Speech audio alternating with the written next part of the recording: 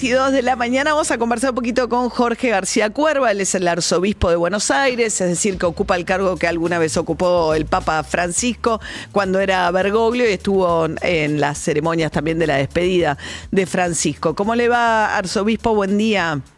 Buen día, ¿cómo están ustedes? Un saludo a la audiencia. A ver, muchos han interpretado la elección de Robert Prevost, el nuevo Papa, como una decisión, digamos, de continuidad de la línea de Francisco dentro de la Iglesia Católica. ¿Es así?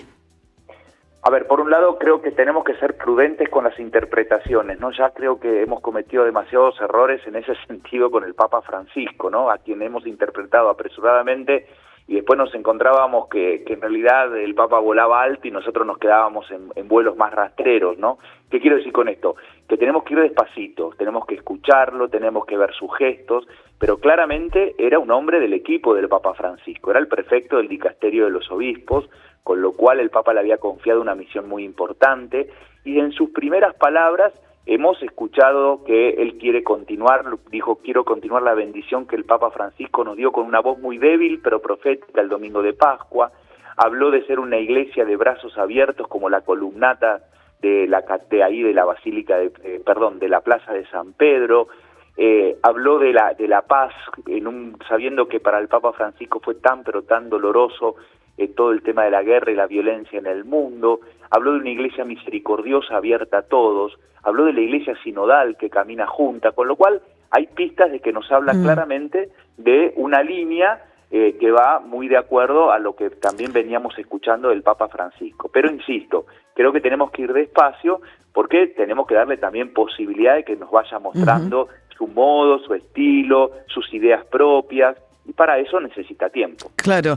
Ahora, estamos hablando con el arzobispo de Buenos Aires, Jorge García Cuerva. Con relación a las primeras señales que da, uno piensa, bueno, la elección del nombre siempre es determinante. ¿Quién fue León XIII, digamos? Porque él, al llamarse León XIV, elige retomar aquella senda. León XIII fue un papa de 1878 a 1903. Papa que vivió 93 años, esto no es detalle menor, es decir, un papa muy longevo en una época en la que la esperanza de vida no era tanta. Claro. Un papa que se ocupó especialmente de las cuestiones sociales, escribió muchísimas encíclicas, pero se ocupó especialmente, y la más conocida es la encíclica Rerum Novarum, de las cosas nuevas, donde el Papa tiene como iglesia una voz frente a lo que significaban las consecuencias de la revolución industrial. Es interesante volver sobre aquella encíclica en la que el Papa insiste con la dignidad de los trabajadores. La dignidad de los trabajadores, la organización de los trabajadores, el respeto a la propiedad privada. Por un lado, alertar, dice allí, a los patrones de no tratar como esclavos a los obreros, pero también a los obreros de organizarse pacíficamente, de no dejarse llevar por dirigentes que lo único que quieren es generar conflicto. Digo, es interesante volver sobre aquella encíclica que, por supuesto, no la tenemos que leer de manera anacrónica, sino... Sí, claro, son 100 años, más de 100 años después, claro. Pero siempre ha sido como el Papa que abrió a la reflexión de la doctrina social de la Iglesia. Pero por otro lado, el tema León también es que la historia de San Francisco de Asís, su mejor amigo, su compañero de aventuras, con quien compartió toda la vida, todas sus caminos de vida, ha sido con León. Ellos están enterrados juntos en Asís, con lo cual ese detalle no deja de ser menor. No sé si es que lo pensó el León XIV, pero es verdad que Francisco de Asís y León eran compañeros de vida en aquellos años, entonces me parece que también es importante tenerlo en cuenta. ¿Y los agustinianos, o sea, con relación a los franciscanos dentro de las distintas órdenes de la Iglesia Católica? Es una congregación religiosa que tiene como figura central a San Agustín. San Agustín fue un obispo de Hipona, un obispo africano, ¿sí? Un obispo que tuvo toda una primera época de su vida en la que él mismo reconoce elegir caminos absolutamente equivocados, y después tuvo una conversión muy pero muy fuerte, y un hombre que tenía una frase, miren, decía: nos hiciste, Señor, para ti, y nuestro corazón está inquieto hasta que descanse en ti. De alguna manera, San Agustín reconocía que el hombre tiene una sed de trascendencia, que a veces este mundo hay cosas que no nos termina de completar y tenemos angustias, tristezas, un sinsentido en lo profundo de nuestro corazón. San Agustín decía, en el fondo, eso es porque todavía nos falta algo más de Dios. Y creo que en un mundo como el actual, ¿no? En el que Perdón, no, que está la iglesia de San Agustín ahí en Las Heras y Agüero, que está también el colegio del San Agustín. Exactamente. Y dio misa ahí. Ayer me llegó una foto que creo que era del actual Papa dando misa en esa iglesia, si no me equivoco. Sí, creo que es en esa misma iglesia, y de hecho también estuvo en Villa Pueyrredón, también estuvo en la zona de Villa Pueyrredón haciendo la bendición de una biblioteca de la congregación, una cosa así. Ajá. Así que él conoce Argentina, ha estado en algún momento. Ajá, sí. Estamos hablando con Jorge García Cuerva, que es el arzobispo de Buenos Aires. Arzobispo, le quería preguntar también, digo, es un papa, el primer papa norteamericano, ¿no? La población norteamericana no es predominantemente católica, el 20%, pero es un momento en el cual los católicos, paradójicamente, digo, creo que Kennedy fue el primer presidente católico de los Estados Unidos, y en aquel momento era algo muy significativo, pero hoy dentro del gobierno de Trump está en ascenso una corriente católica ultraconservadora, muy representada en el vicepresidente J.D. Vance, que se convirtió al catolicismo hace unos años. Y justamente estaba mirando unos medios norteamericanos ultraconservadores que dicen 5 cosas preocupantes del nuevo Papa y advierten algunas cuestiones que para ellos son preocupantes respecto de la trayectoria de este nuevo Papa, una de las cuales es un retweet que le había dado en su cuenta de Twitter o de X el nuevo Papa, a una crítica, a una postura de Vance que tiene que ver con el trato a los inmigrantes, por una teoría, usted debe saber mejor que yo, respecto de que los cercanos, como que uno tiene que tener una piedad distinta con los cercanos que con aquellos que no conoce. Sí, en realidad sí vi la noticia esa sobre el retweet. Yo creo que lo que tenemos que pensar... Pero es esa teoría, ¿cuál es? Esa teoría, ¿hay una discusión dentro del catolicismo sobre eso? No. Yo creo que hay una interpretación de lo que ha dicho el vicepresidente en ese momento, de que, bueno, ocupémonos, sería, bueno, por casa como andamos, ocupémonos de los que están acá y no estemos fijándonos en los que están más lejos o más afuera. Me parece que es una reinterpretación para tratar de evitar ocuparse de toda la cuestión migratoria. Por eso digo, hay que mirarlo en un plano más amplio, es buscar justificativos para el por qué tenemos que ocuparnos de nosotros y sacarnos de encima, o sacarnos del país a aquellos que son de otro lado. Me parece que por ese lado venía la... Y en este caso el nuevo Papa sale a discutir concretamente con eso, porque en su cuenta de X él le responde, digamos, retuitea una nota crítica de esta postura del vicepresidente de los Estados Unidos. Uno entiende que la cuestión migratoria, él tiene claramente una posición distinta a la del gobierno norteamericano. Que es la misma que expresó el Papa Francisco, que un par de meses antes de fallecer también le escribió a los obispos de Estados Unidos.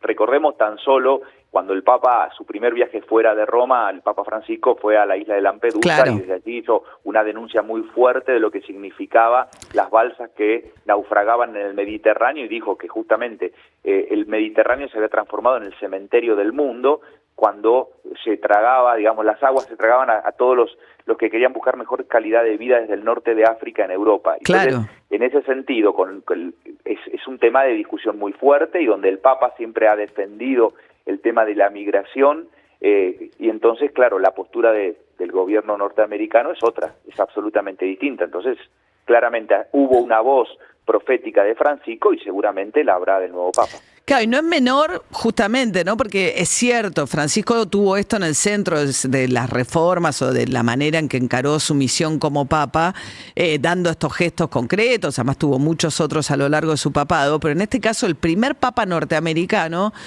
en un contexto donde gobierna la ultraderecha con Trump, donde la asimilación de la criminalidad, la inmigración está tan en boga, que el primer Papa norteamericano sea norteamericano y con una postura distinta o radicalmente distinta en materia migratoria, suena un mensaje políticamente fuerte. No sé si es sobreinterpretarlo. No, lo que creo que es verdad, lo que sí creo que es verdad es que la postura que tiene hoy León XIV es la postura de la Iglesia, o sea, como Iglesia es muy fuerte, una postura que en este momento, bueno, está de alguna manera en contradicción con lo que plantea el gobierno norteamericano. O sea, claro. Sí, esto es real, esto es absolutamente real. Sí. Otra cosa, estamos charlando con el arzobispo de Buenos Aires, Jorge García Cuerva, que yo no sabía que había sido materia de debate, sobre todo en los sectores más ultraconservadores de la Iglesia Católica que están hoy más en boga en Estados Unidos, o por lo menos representados en el gobierno de Trump, era que le critican mucho haber dado la comunión en la mano durante el coronavirus o haber aceptado la confesión por teléfono.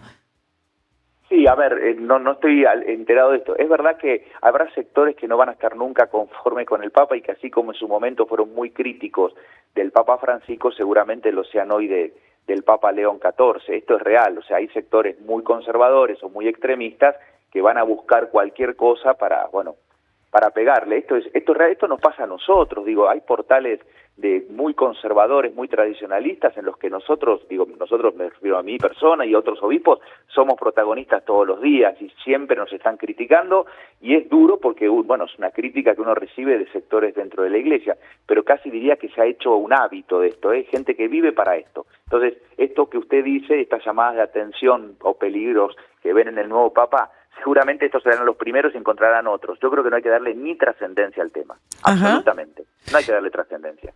Sí. Bien, y entonces fue sorpresivo. Yo no sé, uno imagina, o de nuevo, quizás estamos sobreinterpretando, ¿no? Pero que uno podría imaginar que Francisco, que evidentemente pensó mucho en su sucesión, dado que nombró más de 100 cardenales, o sea que de los 133 que eligieron a su sucesor, él había estado involucrado en el nombramiento de más de 100 cardenales. Bueno, seguramente estaría conforme con la manera en que moldeó también su sucesión, algo sobre lo cual se ocupó en su papado Francisco. Sí, a ver, claramente la mayoría de los cardenales, como usted dijo, fueron nombrados por el Papa Francisco, y entre ellos el cardenal Prevost fue parte de su equipo de trabajo más cercano, siendo el responsable del dicasterio de los obispos, que es, si quiere, por decir de una manera, como uno de los ministerios más importantes. Es ahí donde yo lo conozco a Prevost, porque justamente yo trabajo en el dicasterio. Evidentemente un hombre muy ligado al Papa Francisco, y entonces seguramente uno de los candidatos de aquellos que más apoyaban el pontificado de Francisco. ¿Habla muy bien castellano? Sí, muy bien. Lo escuchamos bien, una frase, pero imagino 18 años en Perú. Sí. Claro, sí, no, aparte la delicadeza de hacer, fíjense esto, ¿no? Usted me preguntó también hoy por los agustinos. San Agustín también tenía otra frase que decía: con ustedes cristiano, para ustedes pastor. Y entonces él decía, con ustedes cristiano significa camino con el pueblo, camino con ustedes, y así lo dejó marcado ayer León XIV, pero para ustedes pastor, y como pastor de aquella iglesia de Chiclayo, se animó a hablar en español desde la plaza, con la delicadeza de hablarles en el idioma que ellos entienden. Así que eso fue muy bonito, muy bonito. Sí, Chiclayo nos contaba un colega peruano que es una zona del norte, de una zona muy pobre de Perú, y que además allí seguramente, y saben que estuvo muy en contacto también con los migrantes venezolanos que pasan por ahí. Sí. No, literalmente un pastor interesante. Por eso digo, su nacimiento y su familia en Estados Unidos, después sus años como general de la Orden Agustina, que le permitió recorrer el mundo, después los años en Perú, en esta diócesis, sus años en la Curia Romana. Creo que tenemos un pastor muy completo con un corazón muy universal. Bien, y los italianos que nada, están queriendo a ver si les vuelve a tocar alguna vez, ¿no? Si vuelve a ser tan italocéntrica la Iglesia Católica. Bueno, yo creo que en realidad la buena noticia es que, cuando decimos católico justamente significa universalidad. Entonces tenemos una iglesia universal y se ve expresada en la cantidad de cardenales de distintos países, pero también en que en este momento, desde hace ya algunos años, los cardenales no son directamente italianos. Claro. Bueno, muy interesante. Muchísimas gracias, Jorge García Cuerva, arzobispo de Buenos Aires.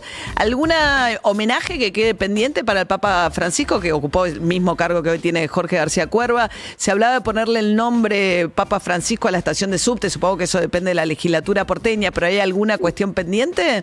No. Nosotros decimos que el mejor homenaje al Papa Francisco seguramente será concretar su magisterio. Hay tantas enseñanzas que nos dejó que realmente estamos muy desafiados. De hecho, hemos escrito con los obispos esta semana un mensaje que se llama, Francisco, pastor de todo, padre y pastor de todos, y decimos, no volvió, pero vino, ¿no? Como diciendo, no volvió a la Argentina, pero de alguna manera vino, en el sentido que la gente lo ha querido siempre y que hay mucho por concretar de su magisterio. En cuanto a los homenajes, yo mismo le dije a la gente de la legislatura, y esto lo he comunicado a varios, creo que el mejor homenaje es vivirlo. Entiendo que se le pueda poner a la estación de subte, y me parece genial. Me dijeron de la estación Catedral ponerle Papa Francisco, pero me parece que, conociéndolo, sabemos que a él no le gustaba mucho que le pongan el nombre de nada a él. Así que creo que con la estación de subte ya es suficiente. Muchas gracias, que tenga buen día. A usted, gracias por llamar. Era Jorge García Cuerva, el arzobispo de Buenos Aires. Lo escucho a García Cuerva, y uno escucha por ahí el arzobispo de La Plata, los arzobispos de algunas de las de las diócesis más importantes de la Argentina y ves la impronta de Francisco por todos lados, ¿no? Lo que dicen, cómo hablan, la sencillez con la que hablan, la manera de mirar su tarea, la tarea de la iglesia, ¿no? Lo que pasa es que el impacto de Francisco fue... vamos a ponerlo en términos políticos. En algún punto, el del Pepe Mujica siendo el presidente pobre, bueno, el papa pobre, que mostraba esa cosa de yo no necesito nada superficial ni nada. Entonces, al contrario, además sentir que eso lo alejaba, ¿no? La idea claro, del papa con olor a rebaño. Pero a mí me impacta mucho esto que estaba leyendo, yo creo que eso va a crecer también en el New York Times, de la reacción de los medios ultracatólicos norteamericanos, que no les gusta nada Prevost. Yo supongo que va a ser un papa que intente, hay que ver su estilo, no lo hacer conocemos. equilibrio entre todo eso. E incluso como una de las misiones, restaurar evitar la división tan profunda que tiene hoy la iglesia norteamericana. Lo que pasa es que las fuerzas de la radicalización de la ultraderecha conservadora, el vicepresidente, y darle esa impronta al catolicismo en Estados Unidos, además fueron, digamos, que es una de las iglesias que estuvo más golpeada por lo que tuvo que ver con los casos de abusos sexuales, ¿no? Bueno, viste que ayer en el tema de los gestos que se mira mucho, volvió a la vestimenta tradicional de los papas, el anillo de oro, digo, en esa cosa de conformar a esa parte de la iglesia más tradicionalista, pero habló en español. Habló en español, sí, hay que ver, y que se supone que una de las misiones que esperan que tenga sea tratar de restaurar también esta división tan profunda de la iglesia norteamericana. Claro, pero dejó la vara muy alta, Francisco, con no usar los zapatos rojos y usar los zapatos gastados, un montón de cosas que te quedaron muy marcadas. Me imagino que eso también es una cuestión de estilo, ¿no? Pero esta cosa de los católicos ultraconservadores indignados, claro, vivimos en un mundo de indignados, básicamente. No, y cómo son las cuentas de Twitter, ¿no? La posibilidad de mirarle ahora al nuevo Papa su cuenta de X y ver que retuiteó una nota que era crítica de posturas del vicepresidente de los Estados Unidos. Exacto. Bueno, muy bien, 8:39, Guido. Bueno, vamos a escuchar a Lionel Scaloni. Lionel Scaloni... Sí.